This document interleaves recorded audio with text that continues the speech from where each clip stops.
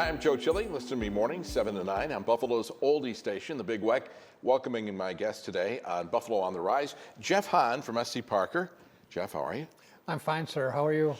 I'm good, but I mean, you know, with all the volatility going on today, I would think that investors might be a little bit, a little bit nervous, maybe. You don't look nervous at all. We didn't even have to put makeup on you. You look totally good. So what's going on with the market? Well, the market is corrected. Okay. That's what they call it when it goes down, and we're talking about the stock market. Yes. When it goes down 10% or more, it is called a correction. When it goes down 20% and stays down, it's a bear market.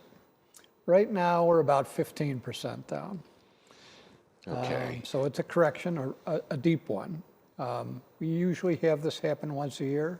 Happened last year in July for about a month and a half. It was down 10 to 12%. This is a little more than that. The movement down last Thursday and Friday, Thursday right and after Friday. The announcement was made, yes. yeah. Mm-hmm. That was a 10% drop in 2 days. That was unusual, right? So corrections happen every year, basically.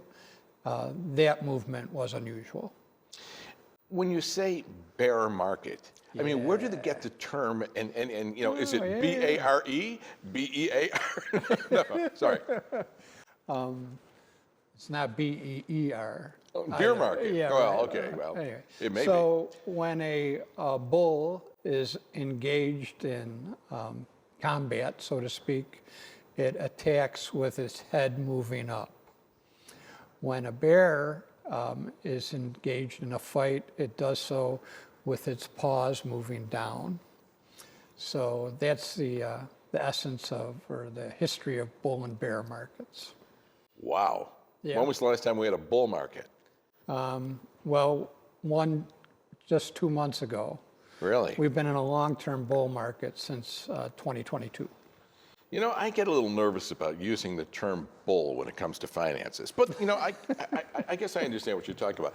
When we talk about a balanced portfolio, I mean, Yeah. I'm not exactly sure what a portfolio means to begin with, but if you can explain, Well, a portfolio, and everyone who's investing has their own portfolio, is what you are invested in. So you may be invested in individual stocks or funds or exchange traded funds, and you may also be invested in bonds or money market instruments. So any of your financial own holdings are part of your portfolio.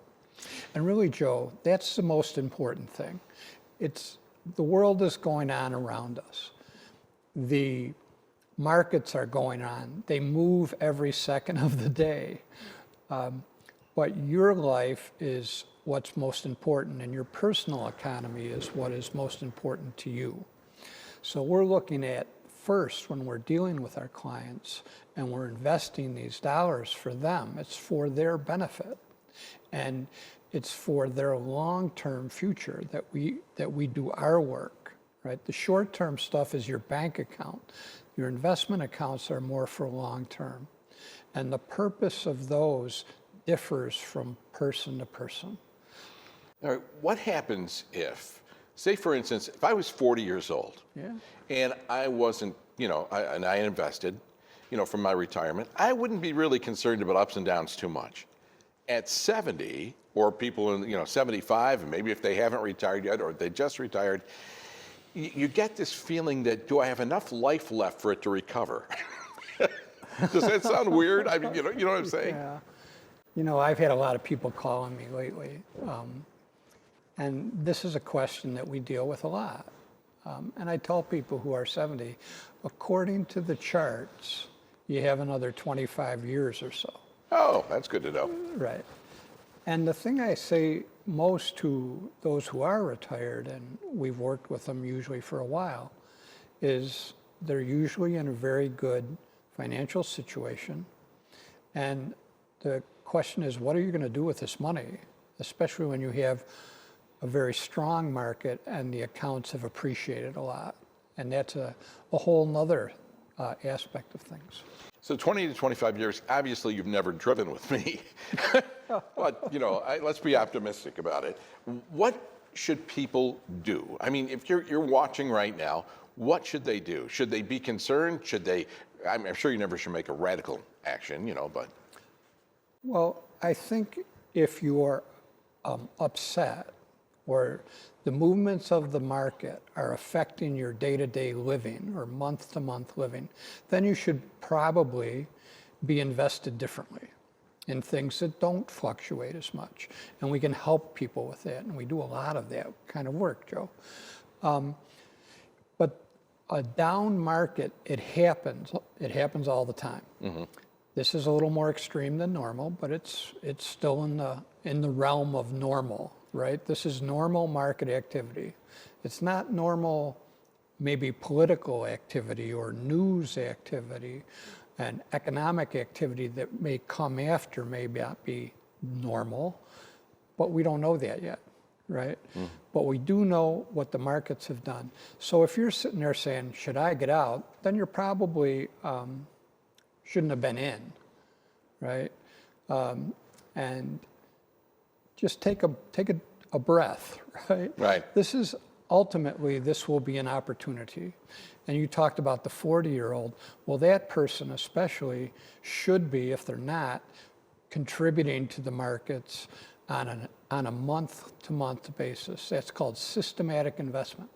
And systematic investment as a practice, a financial planning and investment practice, has been researched for decades.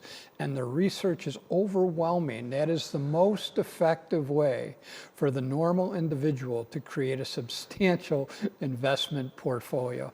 We deal with that, we push it. It's like a mantra of ours. We want you to set up systems that will help you grow your wealth. Jeff, thanks again for joining us today. We really appreciate it. For more information and answers to your questions, contact SC Parker by calling 716-632-6800 or go to scparker.com. Sponsorship and promotional consideration for the preceding segment was provided by SC Parker. The views expressed on the program are general in nature and not intended to be investment advice. Any discussion of individual securities should not be construed as a recommendation or solicitation by the presenters. And you can join me 7 to 9 a.m. weekday mornings on The Big Weck.